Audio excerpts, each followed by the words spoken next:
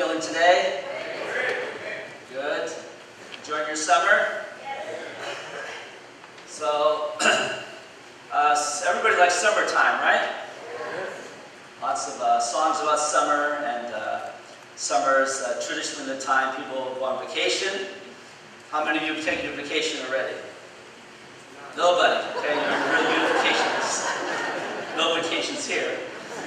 Well, the rest of the world takes vacations during the summer. And, I was thinking about, what is it about summer that causes people to do that? So, maybe as unificationists we don't do it so much. Actually, we're going to take a vacation, our little family, for 3 days. We have a 3-day vacation coming up. And normally when we take vacation, where do we go? What? The beach, okay. Nature, out to nature. The mountains, the forests, Leda. Not really vacation, but anyway. We like to go to places where there are less people. We don't, maybe some people might go to New York City, but normally we don't think about going to a city as a place for a vacation. Rather, we want to go someplace where we can be amidst nature and experience God through nature, through God's creation. And summertime is kind of like the best time to do that. Normally people don't think of winter as a time for vacation, although some people do. But to go on vacation in winter, I think you have to have some kind of skill, like skiing or snowboarding, something like this. But in the summertime, you can go anywhere and just lay out in the sun. You don't need any special skills to do that. Just relax and enjoy yourself. And in a way, I feel like we're responding to our original nature that is longing for the Garden of Eden. In the Garden of Eden, it was a beautiful place, right? We've never been there, of course, but we can imagine, in the garden, as described in the Bible, it's a place where there was abundance of everything. Adam and Eve had anything that they wanted. And it was kind of a place of carefree existence. And we, in our hearts, we long to return to that. So we know because of our daily life, we have jobs to do, we have responsibilities to work, we can't do that all the time.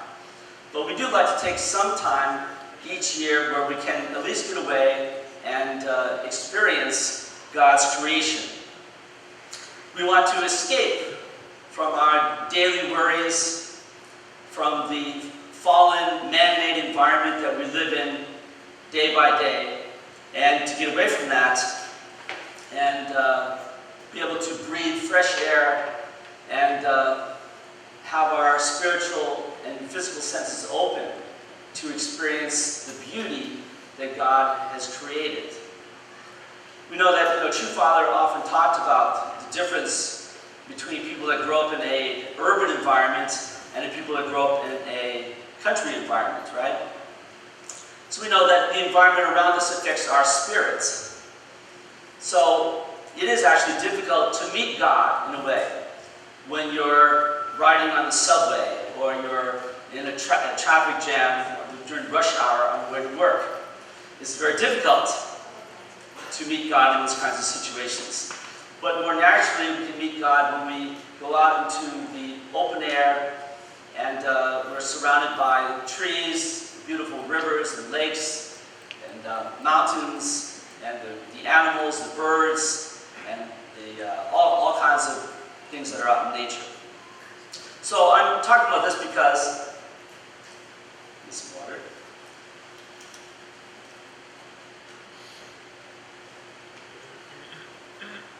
I was able to experience this just recently because this past week we spent a couple days out in the Poconos in Camp Daddy Allen. Have you heard of Camp Daddy Allen? Okay, right next to Camp Shahako, which most people know. And out there, you can experience all of this. And I really notice how it really affects children. So we brought a bunch of children with us, and some of them are in our school during the school year, some of them come only for the summer. But there's something about, if you're in the confines of a classroom in a man-made structure, there's something that is not nourishing to a person's spirit in that environment. And so sometimes children act out in those kinds of environments because they're bored, maybe they feel stressed, and their kind of lower nature comes out more frequently. But when they get out into beautiful God's creation, suddenly they become angels, and all their good nature comes out, and they're so helpful, and they really because they're happy. They're happy to be in God's creation. So I was thinking that, we should transfer New Hope School to Poconos and take up residence at Camp Daddy Allen year-round. But the problem would be transportation, I think, getting the kids there every day. So we're faced with our reality. However, I always remind myself, after all, we are in the Garden State. So even though we see cement and asphalt all around us, this is the Garden State. Okay, hooray. Okay, I think this desire to return to nature, in some way, is kind of an external expression of our internal longing to return to God.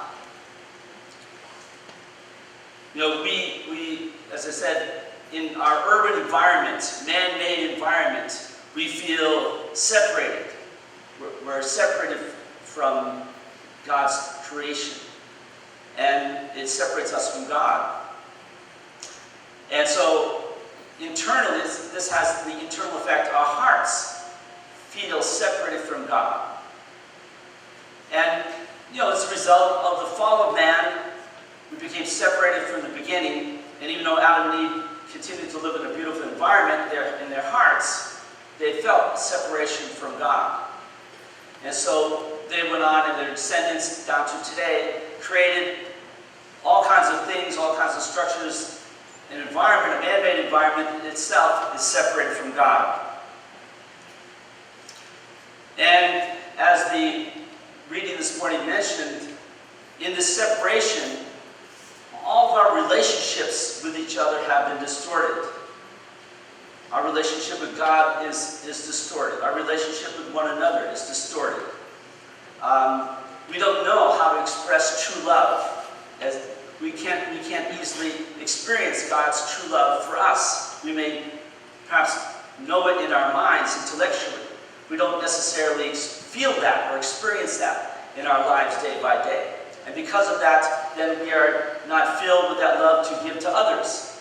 And we are unable to share freely God's love with one another. At the same time, we know in our original nature that we are meant to live in love with each other. Still, our original mind tells us that. But because we're unable to express it and freely give it, we actually find ourselves we're concerned about receiving love. We want to get the love that we know we're supposed to have, but we're unable to give it. So there's more, in economics, I studied economics in college, supply and demand. So the demand for love is greater than the supply. And so that does not lead to a very good result. So in our fallen state, we can easily feel lack of love. Because, again, we know we're meant to receive freely God's love. But we're not there. That is not our experience day by day. And so I feel like this, in America, when America had a strong Christian foundation, and people would come to church service every Sunday. They would feel refreshed, at least receive something from God. But nowadays, people don't do that so much. If you go to many churches, even at this very moment, they're almost empty. Where are people today? You are here, I know. But others. Right after, many times after Sunday service, my wife and I would go to ShopRite to do our shopping. It's mobbed. And I'm sure right for this moment, they don't wait also until after Sunday service. They're there from early in the morning. So people doing other things, and so they're not allowing themselves, in some degree anyway, to avail themselves of God's truth and God's love. And so their spirits are starving, and more people are feeling this lack of love inside. And I feel like this feeds into sort of a victim mentality that many people have. And we become very overly sensitive to our rights being violated. This comes over into politics. And so a lot of the politics today is about people's rights. You know, my right to this, my right to that. But it's a false expression of what we're really meant to have, which is God's love. So people are very concerned, both on the right and the left. Abortion rights, gun rights, gay rights, civil rights, religious rights, all kinds of rights. People want their rights, right? Everybody wants their rights. But even if they get all their rights, it's still not going to satisfy them. It's not really what it's all about. So, in our fallen state, everybody has hurts. Everybody's been hurt in some way. Even true Father, in Crown of Glory, he expressed his hurt, right? How people hurt him as well. Everybody experiences that in the fallen world. And our original mind knows it is not receiving what is meant to receive, God's love. So our experience from the moment we're born, no matter what household we grow up in, whether we're in a good family or a broken family, just dysfunctional family, eventually all of us, we live in this fallen world where we're caught up in this situation where we all experience, we all feel this separation from God and a separation from one another. You know, true Father also, as we saw from the Crown of Glory, he experienced that also. He experienced being hurt. But the amazing thing about true Father is that even in the midst of that, as expressed in this poem, and as expressed in the Linda K this morning, that he could transcend his own situation. He didn't wallow in his own situation, and instead, he could understand and relate to God's situation. He thought about what is God's situation. I want to read part of the reading again this morning. God was left all alone.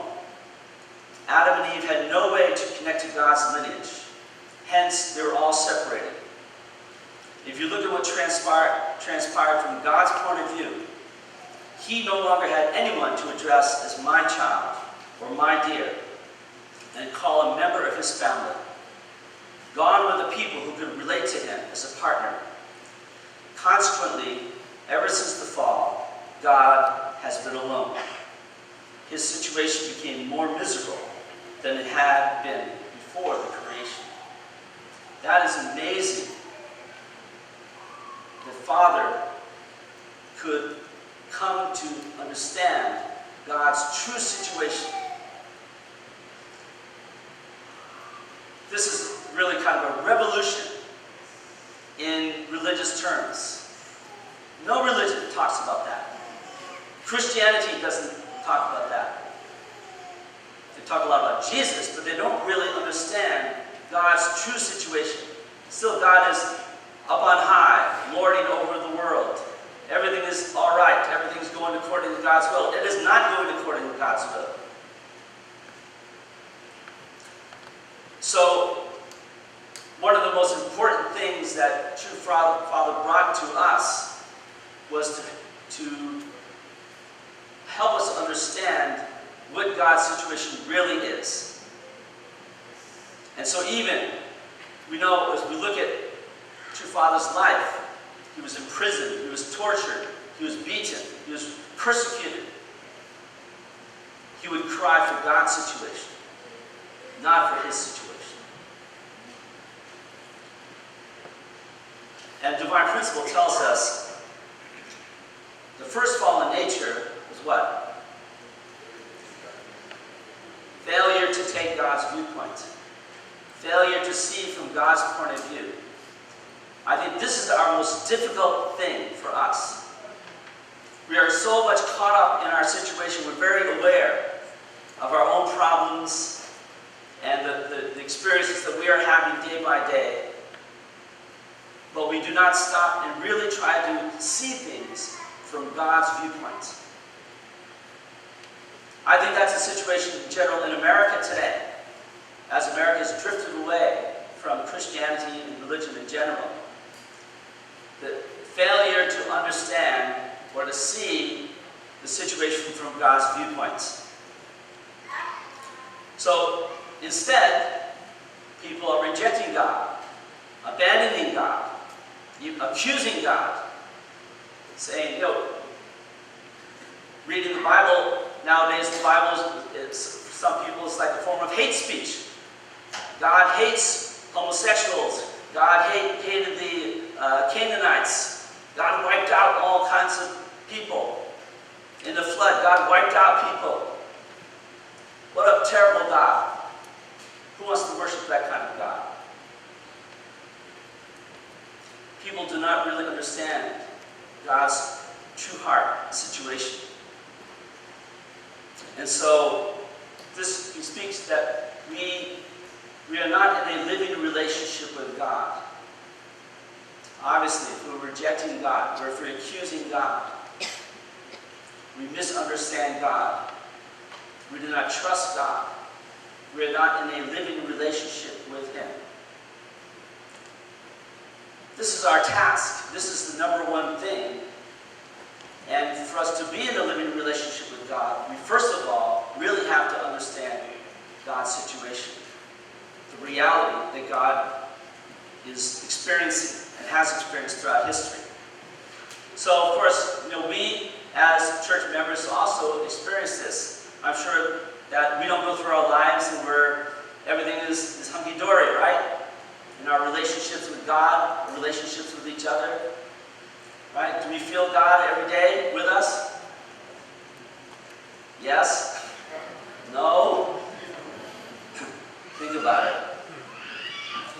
Last week, I really appreciate Johan, his sermon. And one point that really stood out to me was when he talked about our difficulty to trust God 100%. The principle states that God has 95% responsibility, but we have our 5% responsibility to fulfill for God's will to be fulfilled. And so, but many times we do not trust that God's really going to fulfill his 95%. We're kind of waiting on God, and then we don't do our 5% until we have some kind of evidence that God has fulfilled his responsibility. Okay, then we'll do our 5%. But it doesn't work that way. I'm sure there's many situations in our lives where we question where God is. And we wonder, why aren't things working out for me or for our family or for whatever we're engaged in? But there's a famous, I'm not sure it's a poem, but it's this story about the footprints, right? Where someone's walking along on the beach and there's two sets of footprints, and then suddenly it becomes one set of footprints. And those sets are during the most difficult time of a person's life. And then when the person dies and goes to the spirit world, they accuse God. You abandoned me during my most difficult time when I needed you. set of footprints representing him. God is carrying that person through that time, through those difficulties. But many times we don't realize that. We're so much caught up in our situation, stressed out, and we forget about God. We lose our faith in God in those times. We don't really trust completely that God is there for us. So, we know from the principle there's something called indemnity, right? And there's times we have to go through the mud, go through the difficulties. Something that we need for ourselves or in order to restore something. So, living by the principle means that everything's not always going to be great. That we're always going to feel God's love and be in the sunshine. It's not always like that. But we should really have absolute faith that God is there with us, even in the darkness, even in the difficulties. So this is something that I experienced also with relationship to New Hope School. How many of you have heard of New Hope School? Okay, some of you. It's not easy running New Hope School, to be honest. I've been there 10 years. Every year, it's very stressful. Actually, this time of the year is the most stressful time. In one way, externally, it's not that stressful because there's not as many children in our summer program, and it's a less kind of intense schedule than during the school year. But it is stressful because we never know who's coming back to the school. And we already know, some children are not coming back for various reasons. And so it is a stressful time. Are we going to be able to survive? And this is a reality for private schools like ours. In Clifton, when I first came here 10 years ago, there were 8 Catholic schools. Now there are 3. In 10 years, 5 Catholic schools have closed down in Clifton. Just 2 months ago, another one closed. It's not easy to survive. If you're at an elite school, like Phillips Exeter Academy or something like that, you can make it. But sort of a school like ours, more of a religious school, where does not attract really wealthy people. They have a hard time paying tuition many times, and many things happen. So we have to find a way to keep going. So, frankly, there are many times I felt like quitting. Why do this? Maybe I should move on to something else, something more successful. But then I remind myself, why did I come here in the first place? And my motivation from the beginning was that God needs schools that will teach children from a principled perspective. And now more than ever, because in the public schools, less and less of that is coming across. Children deserve to understand God's ideal, that the way the world is not the way it's meant to be. But not just that, but what is the foundation for God's ideal?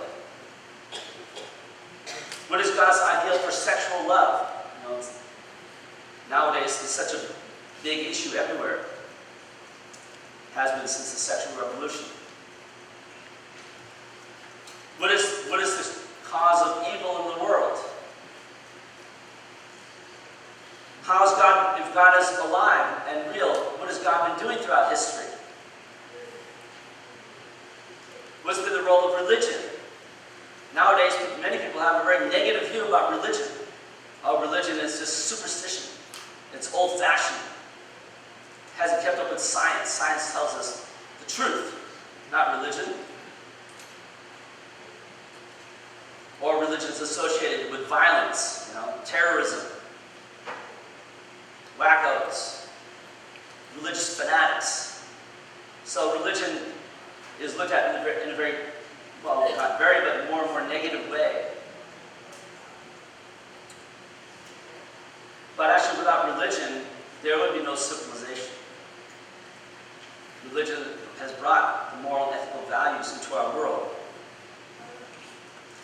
Children need to understand what evolution really is about. Evolution does not exclude God, but God is behind the process of evolution. Children deserve to read uplifting literature in school. Not just the classics, but other things that uplift a person's spirit. But nowadays, many children are exposed to things that are not so uplifting and depressing.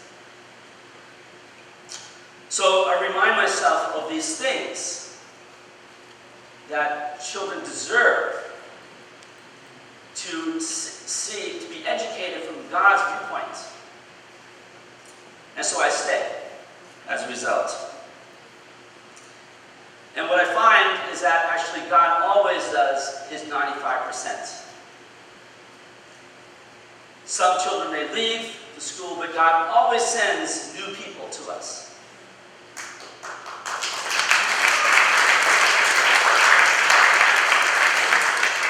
So, even last week there was a family that came, their oldest child was in kindergarten, but then they moved on to a public school, but now they want to come back to our school, and they're bringing the twin younger children to the school as well, so 3 of them are coming back. So, if I do my 5%, if I live with absolute faith, God will work. But I have to remind myself about that. It's not easy when you're looking at your budget situation.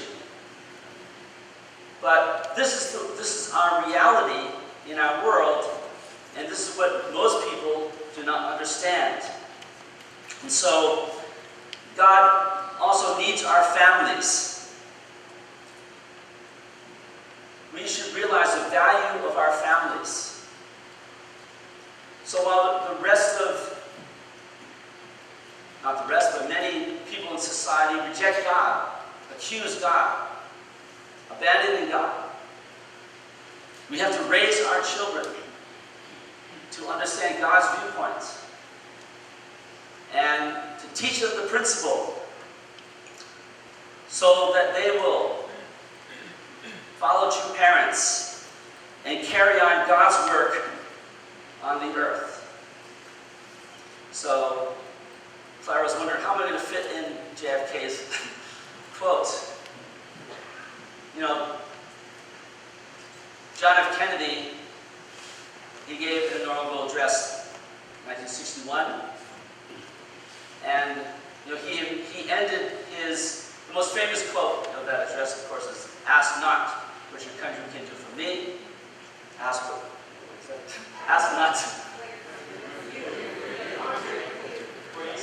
That quote, I don't remember. But anyway.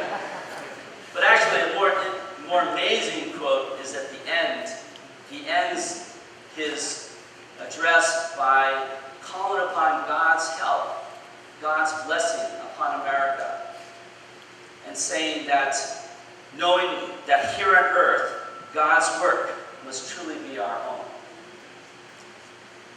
God can accomplish his will only if he has people who understand his will and will offer themselves, allow God to work through them to accomplish his will on earth. That's what America needs today. Thank you very much.